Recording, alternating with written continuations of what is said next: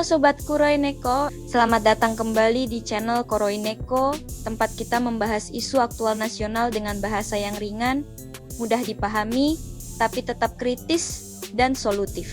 Di video kali ini, kita akan mengupas pernyataan yang sedang ramai diperbincangkan di dunia ekonomi dan birokrasi Indonesia, ancaman merumahkan lebih dari 16.000 pegawai Direktorat Jenderal Bea dan Cukai. Jangan khawatir, kita akan jelaskan secara jelas dari berbagai sisi dan tentu saja dengan sedikit bumbu jenaka yang pas agar kepala tidak pusing seperti menunggu barang dilempar dari pelabuhan.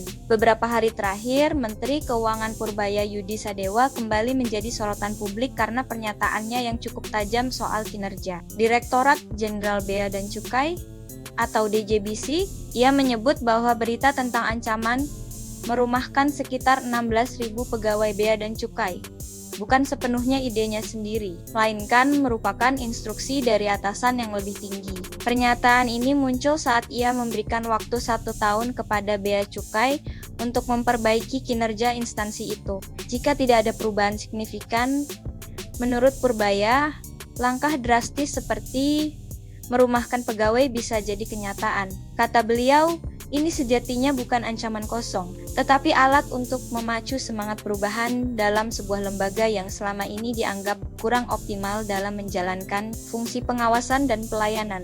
Dalam penjelasannya, Purbaya menyinggung adanya berbagai kebocoran dan praktik penyimpangan di internal Bea Cukai ketika ia melakukan inspeksi langsung di pelabuhan. Contohnya adalah saat ia menemukan barang impor yang tertulis harga sangat rendah, tetapi ketika dicek di pasar dunia nyata nilainya jauh berbeda. Ini menjadi salah satu contoh yang menurutnya menunjukkan bahwa mekanisme pengawasan belum berjalan sebaik mestinya. Lalu, jangan kaget kalau dalam pidatonya, Purbaya kadang terdengar seperti seorang pelatih sepak bola yang sedang memberi ultimatum kepada timnya.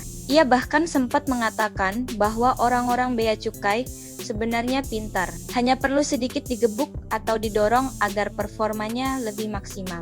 Kalau ini diucapkan di ruang rapat, bisa saja tepuk tangan atau dekdigen bersama jajaran staf langsung terjadi. Namun, yang menarik di sini adalah reaksi atas ancaman tersebut. Beberapa pihak menilai kata ancaman itu terlalu keras dan bisa menimbulkan kekhawatiran yang berlebihan di kalangan pegawai. Sementara pihak lain menyatakan bahwa pendekatan keras kadang diperlukan, tapi tentu bukan sekadar menakut-nakuti. Perlu kita tambahkan juga bahwa berita ini bukan sekadar headline yang bikin heboh timeline media sosial.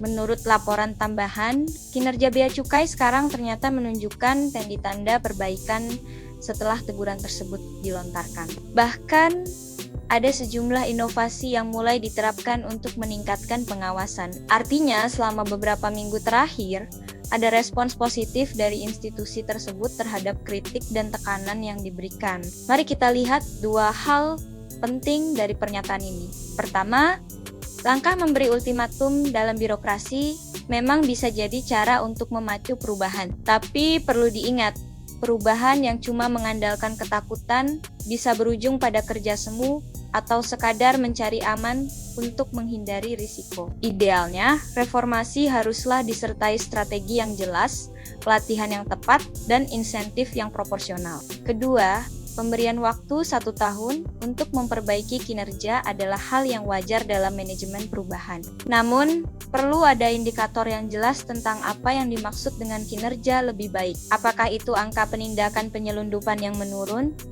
Apakah itu waktu pelayanan yang lebih cepat? Atau apakah itu sistem teknologi yang benar-benar berjalan optimal?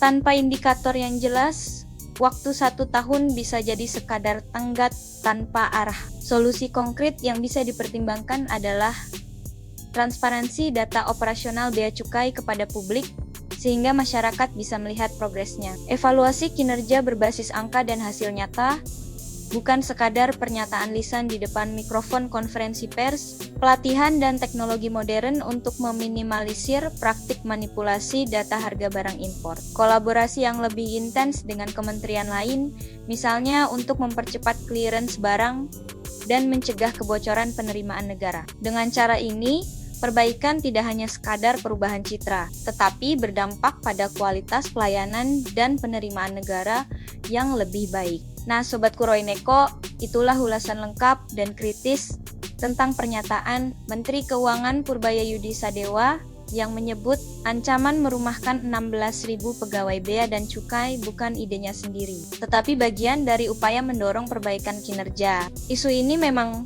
sensitif, tetapi dari sinilah kita belajar bahwa reformasi lembaga besar seperti bea cukai membutuhkan strategi yang matang, data yang jelas, dan tujuan yang tepat. Kalau kamu punya pendapat tentang langkah ini, tuliskan di kolom komentar ya. Jangan lupa like, subscribe, dan aktifkan lonceng notifikasi supaya tidak ketinggalan berita kritis dan santai versi Kuroineko. Sampai jumpa di video berikutnya.